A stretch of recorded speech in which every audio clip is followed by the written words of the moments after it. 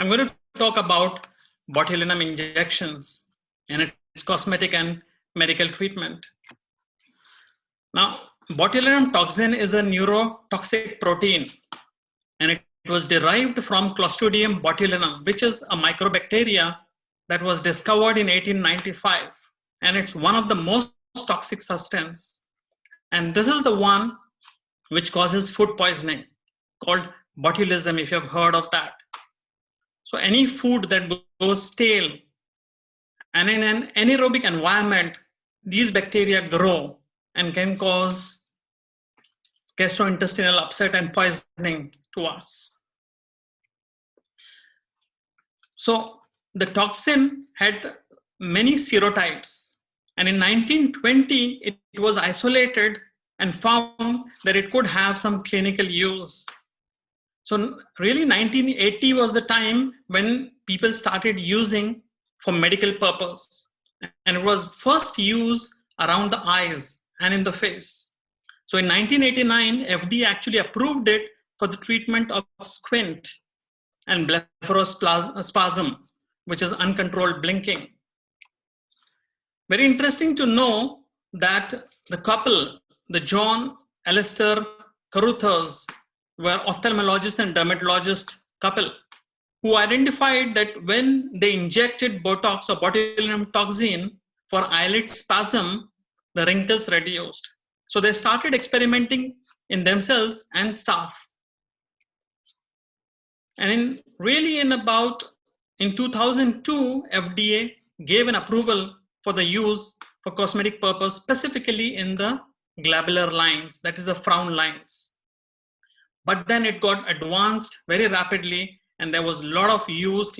It found its clinical application in many other areas in the face, for the wrinkles, for lines, for chin problem, for irregularities in the skin, for neck problem, for muscle problems in the face, and so on. And in 2004, interestingly, again, FDA approved it for axillary hyperhidrosis because it was found that Botox could reduce excessive sweating in the underarms. And because it could do it in the underarms, it could also do it in the other areas like palms, soles, or even face. And then really last 10 years, there has been a lot of advancement in the science of botulinum injection and had various applications. So then it was approved by FDA for upper limb spasticity, for chronic migraine, even for bladder problems like urinary incontinence, overactive bladder, then in the lower limb or leg spasticity. And very recently, they approved it for pediatric patients as well, for children who are suffering with these spasticity. But of course, they did not give approval for spasticity due to cerebral palsy. However, off-label, it's still being used to improve the quality of these patients. Now, what is this toxin? So it is a purified protein complex which is derived from Clostridium bacilli. And like I said, there are 7 different serotypes. Only 2 are clinically useful. But the type A serotype is the most potent and most popular, and it's used for various medical, cosmetic, and medical purposes. There are 3 different forms of this type A, and they are marketed as Botox, Dysport, and Xeomin. So how does this Botox work? So basically, it inhibits the release of a neurotransmitter called acetylcholine, which is a chemical in our nerve and muscle junction. This chemical causes impulse and contraction of muscle. So when botulinum blocks this acetylcholine impulse, it causes neuromuscular blockage and thus muscle paralysis.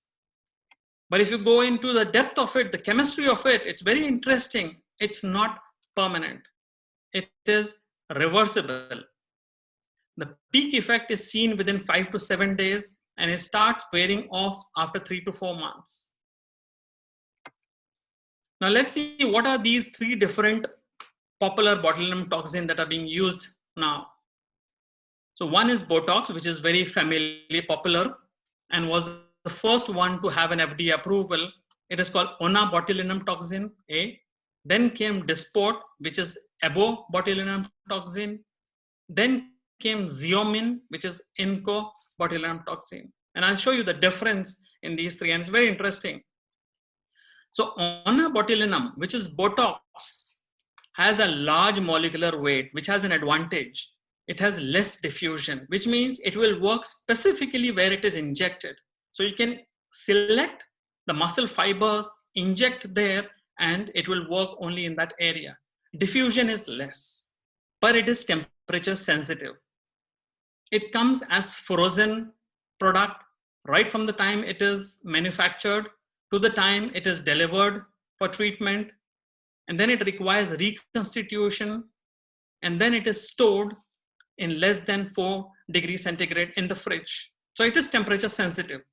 Any break in this cold chain reduces the potency of this product. Now, because it has complexing protein, the release of the active ingredients is a bit slow, and it takes about 3 to 5 days to give maximum effect. And there is also a potential chance of resistance due to antibody formation whenever there is any complex protein in the molecule. So what is Dysport? It is abobotulinum. It is slightly smaller molecular weight than Botox, but because it is smaller, it diffuses more. So it needs even more precise control to use into a specific muscle. But the good thing is, it is temperature resistant. It is not frozen, but it needs to be stored from 2 to 5 degrees centigrade. Still, it is temperature sensitive to some extent. Whereas Xeomin, which is incobotulinum, is very, very low molecular weight, which means, of course, the diffusion is even more. Because there is no complexing protein at all, it is less allergic and has less chances of producing antibodies.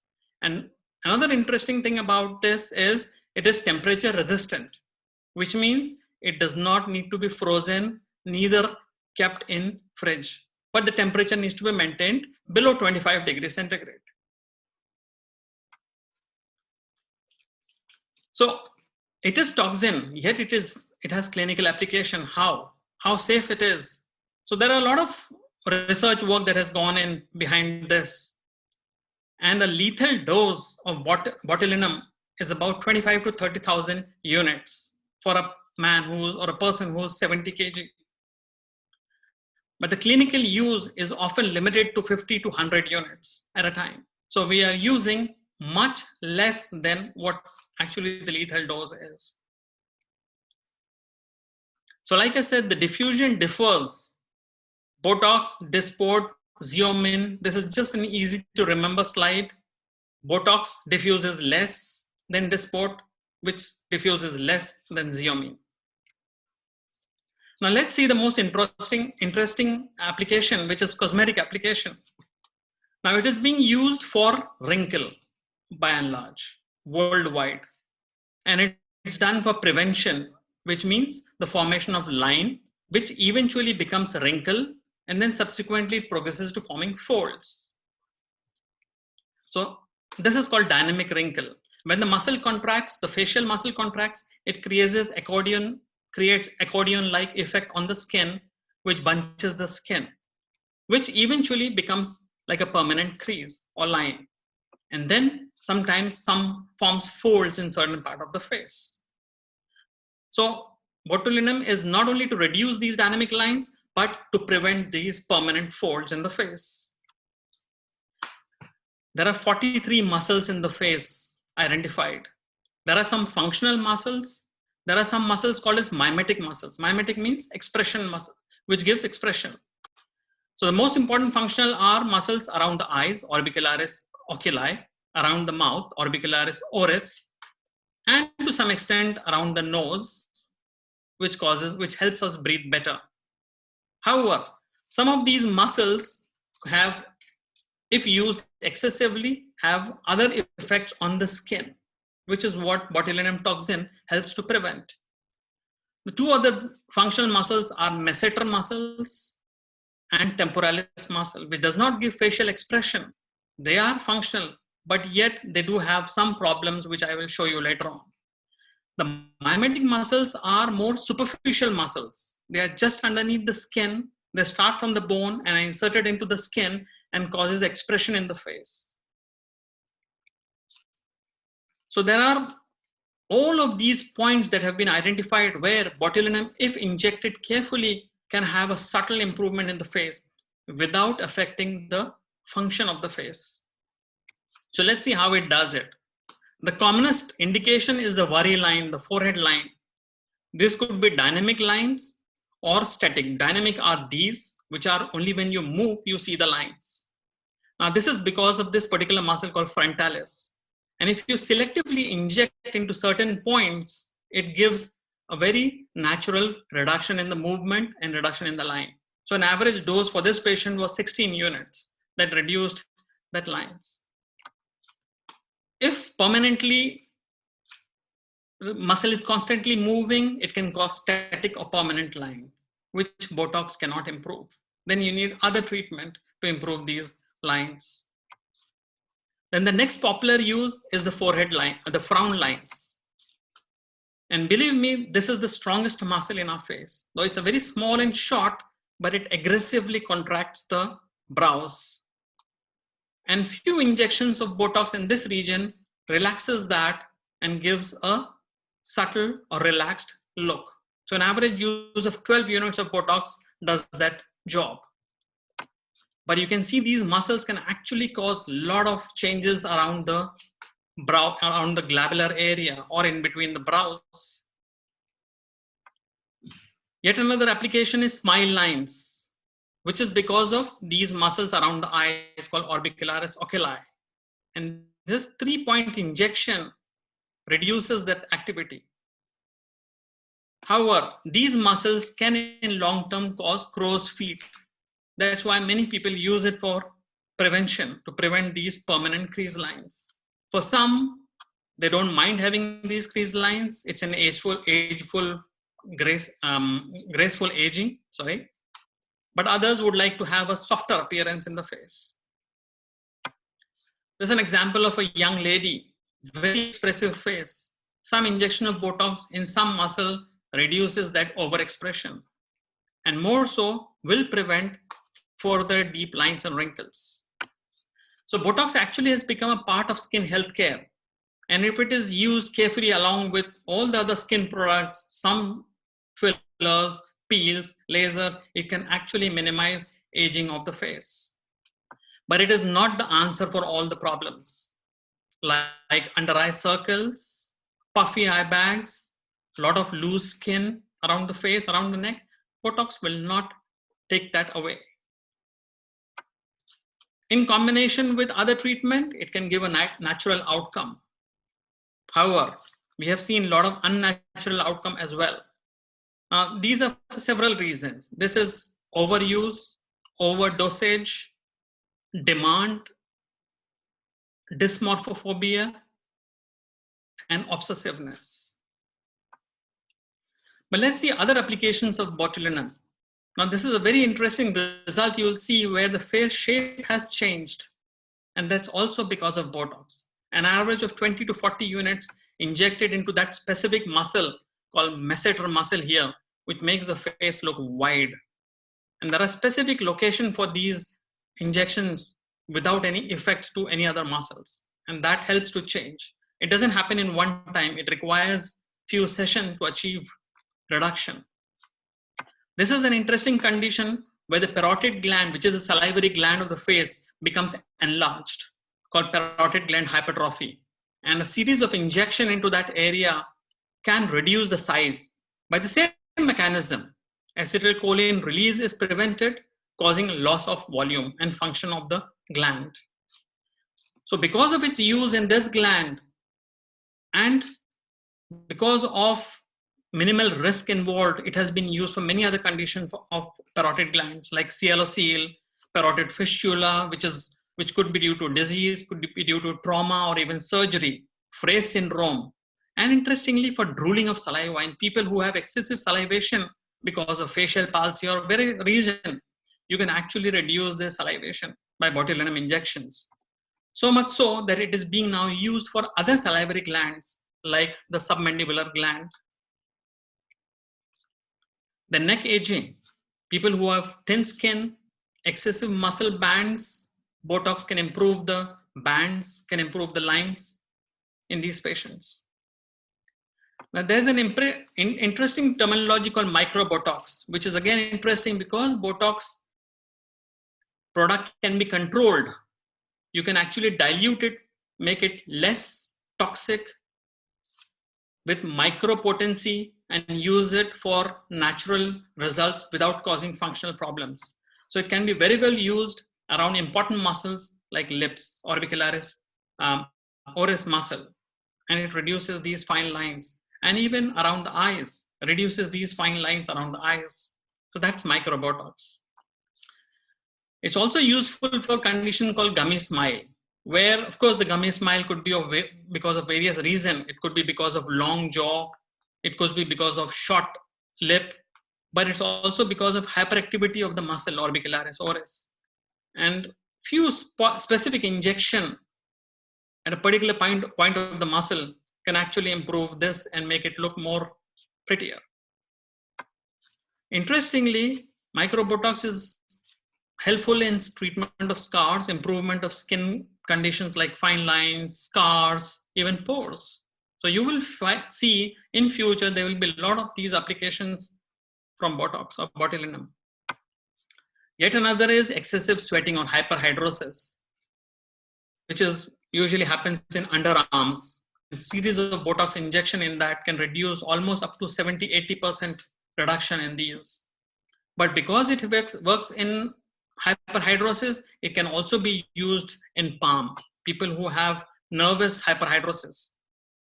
Even in cold temperatures, the hand sweats and drips. Botox can reduce that dripping. And in forehead, particularly speakers like myself, if I sweat a lot during my presentations, it's easy, I can have some Botox and it reduces that sweating. But there are severe conditions like hidradenitis suppurativa or intertrigo underneath the breast, which is caused because of overactivity of these glands which produces sweat. So the Botox can reduce in early stage. Of course, when these go in advanced stages, then they require different medical treatment to improve these conditions. A very useful application of Botox is in migraine and tension headaches. Very specific point, if it is injected, it can reduce the intensity of the headache in people who have been suffering from migraine. They can have longer pain-free intervals. And most importantly, the need for oral medication reduces. Of course, it's not a cure. It doesn't cure migraine or headaches, but it relieves headache. A very interesting recent application has been for weight reduction, and these are being used by our colleagues, gastroenterologists and bariatric surgeons. Injection of Botox into the stomach can prolong the gastric emptying, and it can help reduce weight. On an average, 5 to 8 kg loss can be achieved in 3 to 4 months. And I have seen patients who have lost actually 10 to 15 kilograms in just 2 to 3 months. Ophthalmologists have been using it for conditions like squint or blepharospasm. Now the video shows a very mild format, but we see sometimes very strong clonic contraction of face that can be treated or that can be controlled by use of botulinum injections. There's another condition called cervical dystonia or torticollis, where because of contraction and hyperactivity of the muscle, the neck doesn't move. So before the muscle gets fibrosed in that position, if Botox is administered, it will help release that muscle and relax that muscle. And like I said, it's being used by our orthopedic colleagues, neurologists for upper limb spasticity. I'm sure you've seen patients with spasticity around the elbow, around the wrist, with various deformities, which makes them less functional. So the Botox can be functional for them in this situation. It can improve the quality of the life and improve the function, and most importantly, help in physiotherapy that will prevent long-term muscle contraction, atrophy, and scarring. Similarly, it's used for lower limb spasticity. And it's also used for people who have large, chunky calves called muscle hypertrophy. So injecting into these muscles will also help reduce the size of the muscle. But there's a lot of selection and evaluation that is required before botulinum toxins are injected. The patient needs to understand and have a realistic expectation. We need to know the past medical history. We need to know all other kinds of treatment that the patients are taking. We need to see where the problem is, how severe the problem is. And a lot of other associated anomalies or abnormalities needs to be detected before Botox is injected. Because after injection of Botox, patients become more conscious about their appearance or function, and they start noticing, picking things which they were not noticing earlier. There are contraindications to botulinum. You cannot use it for everybody. People who are suffering from neuromuscular disease, myasthenia gravis, it is not indicated. Of course, pregnancy, it is not indicated.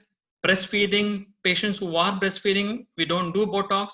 However, then it has not been proven that botulinum toxin is absorbed in the system and transmitted, but yet it is not used.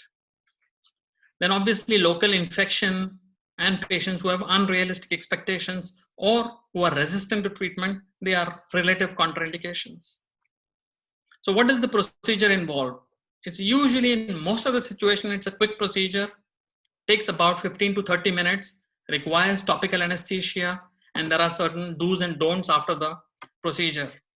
There is a very specific preparation method of this botulinum toxin injection. The bottle is usually has vacuum in it.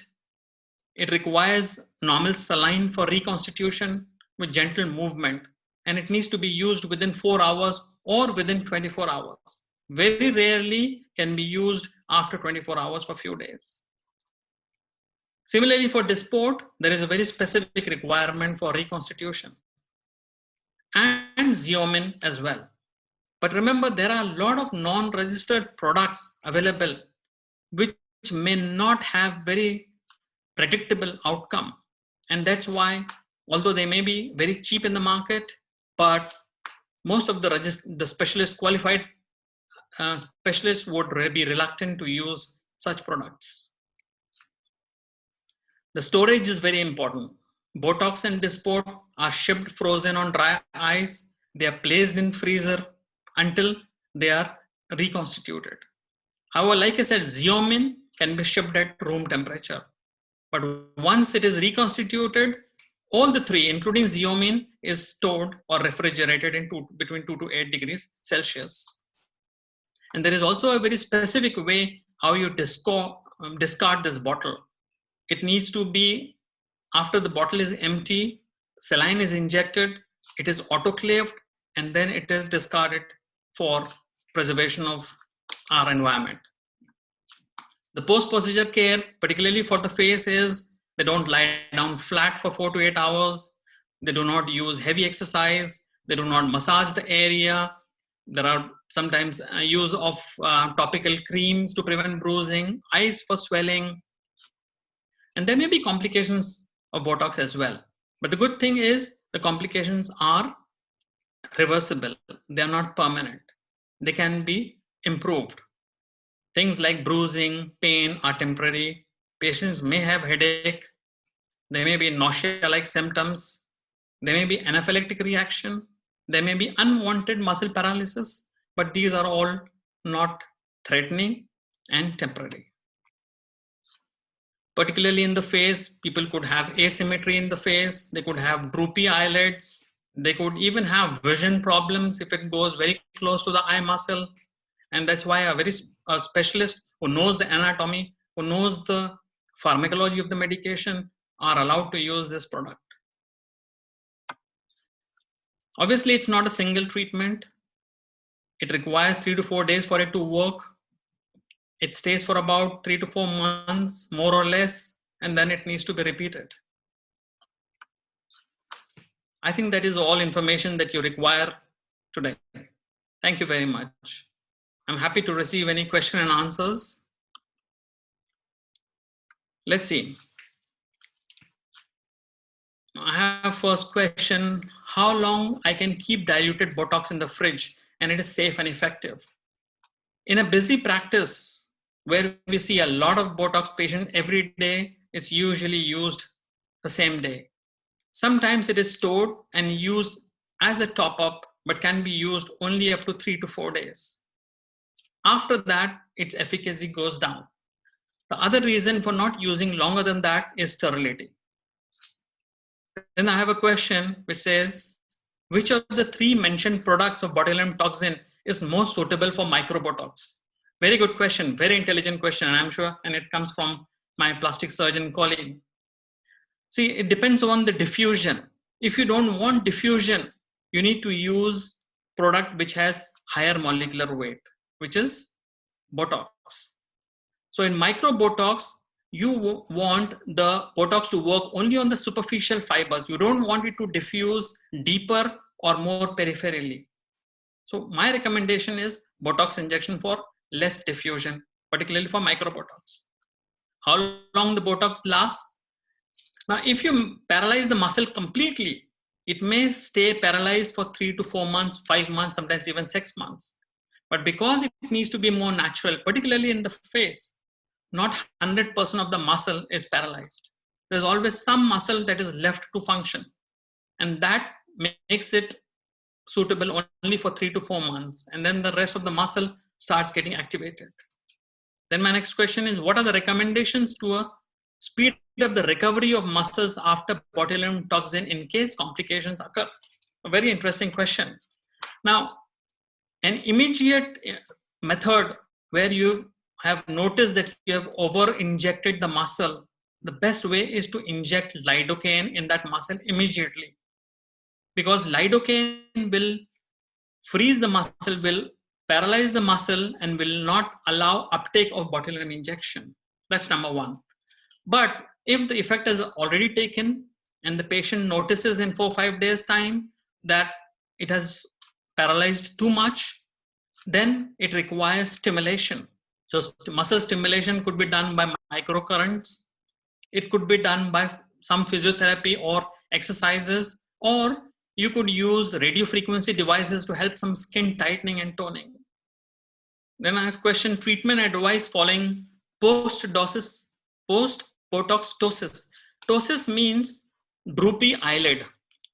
The eyelid doesn't open up. That's called ptosis. And that happens if the Botox migrates or diffuses beyond its muscle into the orbicularis oculi and goes underneath it to affect the levator muscles. Then the ptosis occurs. Now, if the ptosis occurs, the advice is, of course, reassurance that it's temporary and it will improve. These patients are often very nervous. The second thing is to do physiotherapy, to try and use the muscle. Since if one side of the muscle is intact, that will help the person to use that muscle and stimulate the other side to lift it up. So that's kind of a physiotherapy or facial muscle exercise that will help improve the ptosis. Another interesting question is use of Botox in vaginismus. And if you know the mechanism of action, because it works on the muscle, it relaxes the muscle and it's temporary, it can relax the vaginal muscles as well. And it can be a treatment for vaginismus as well. My gynecologist colleague would be able to give you more insight on that. My question is, planning multiple rejuvenation of face, fillers and threads, how long before would you do the Botox? The Botox stabilizes in 5 to 6 days time. After that, no other treatment interferes in the treatment of the Botox. So it is safe to wait for at least 1 week, but even more safe to wait for 2 weeks to make sure that the patient gets used to the effect of Botox, because you may require a touch-up to enhance the effect of Botox after 5 to 6 days. So a recommended period is 2 weeks. Then way to inject in case of forehead lines starting just above the eyebrows, as we mostly inject in the mid or upper third of forehead. Now, remember the frontalis muscle. There are two frontalis muscles and they differ in people. Sometimes they are joined together in the midline. Sometimes there is a gap between the two muscles. So if you can understand the anatomy and you see the action of the muscle, some people wrinkle only laterally, some people wrinkle only medially, or some people may wrinkle all along. So the injection is based on the severity of the wrinkle. In women, where you don't want or they prefer the brow to be elevated, it is given in a V fashion. In men, where they don't like or they don't prefer the brow to go elevated, it's given more horizontally. Another question is there any risk of paralyzing laryngeal muscles after treating the platysma with botulinum toxin? There is indeed. Like I said, it's refusion. That's why for neck, it is injected just underneath the dermis, because we know platysma is attached to the dermis. But if it is injected deeper than platysma, there's always a possibility that it may affect the laryngeal muscles. However, the laryngeal muscles are deeper to the deep fascia. So a dose that could cause laryngeal muscle weakness would be really high. So 1 point high dose injection deeper has a possibility of causing laryngeal muscle weakness. Now, what's the basic difference between toxin treatment of men and women? Of course, it depends on the requirement. Women, most of the women, if not all, prefers line-free or wrinkle-free face. On the other hand, men do not like all the wrinkles to go away. They just like the wrinkles to look softer. Usually men ask for treatment of frown lines or forehead lines, and very rarely smile lines. Now, which botulinum toxin product you will advise for Nefertiti lift? Like I said, Nefertiti lift is injecting the Botox or botulinum toxin just into the platysma muscle below the lower border of the mandible. So any of the botulinum toxin can be safely used here because there is less risk of laryngeal muscle palsy in the upper part of the neck, particularly on the lateral side. All right, I hope you have enjoyed this session, and I'm sure you have a lot of questions. I'm happy to take this, but for the time constraint, I may be able to take only 1 or 2 questions now, but feel free to write to me, email me, or even talk to me. One more question that I like to take is, does it need multiple doses for weight reduction? Now, it's very interesting. I have seen patients with 1 injection lose 8 to 10 kg weight. Yet I have seen patients who have had Botox once and twice, but they haven't lost the weight they expected to lose. So it's still variable. It's still very body dependent. We still don't know the full mechanism of Botox or botulinum injection in such situation. Now, weight gain could be because of several reasons. So it needs to be identified, the cause needs to be identified, and that's how the Botox may help or botulinum may help. Now, uses of toxin injections on the nose, yes, there are, particularly the nose that flares the nostril, the levator alekinase nose, or the dilator nasi which dilates the nostril. Botox can be injected in these areas to subtly thin the nose or narrow the nose. It does not change the shape of the cartilage or the bone. Botox also improves pores in this area. So yeah, that's where another application is. Then what is the duration of Botox effect and when does it require to be repeated? Like I said, usually 3 to 4 months. It depends. Some people prefer to wait for 6 months. Others like every 3 months. Depends on the strength of the muscle. Depends on the dose that you have injected. I think it's time for all of us to go back to what we have to do. Take care of ourselves, take care of our family. So I wish you all the best and hope to see you soon. Thank you. Bye-bye.